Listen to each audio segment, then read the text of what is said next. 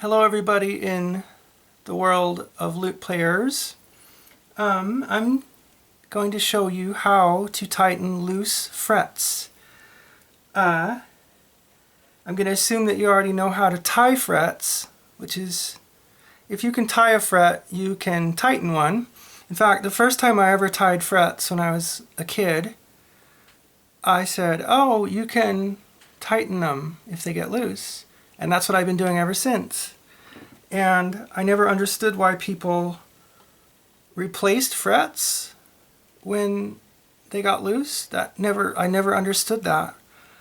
And it's kind of like you wouldn't replace your shoelaces every time they get loose, right? So it's no different. And shims, putting shims under the frets to make them tight, that's pretty lame. Don't do that. Yeah, I say that, but then you see a shim right here, but that's the first fret, and that is almost impossible to get tight enough, especially when they're big frets like these. So I just have this ordinary 14 course Baroque lute here that I had laying around, so I thought I would show you how to tighten the frets. And of course, this lute doesn't have any loose frets, but I'll just show you. So let's go with the third fret here. So I'm just going to move it. It's pretty tight. And I'll move the second fret to give it more room. So move it really loose.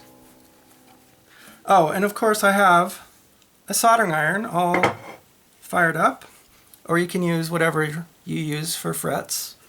Candle or lighter or whatever. So I just loosen the fret super loose and push the knot through. And so that it's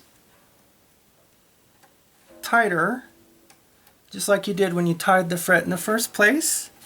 And I take the soldering iron and burn it, and it makes a wonderful smell, as you know. Just kidding. And you give it a second, and then you just put it back in place, and it's super tight now.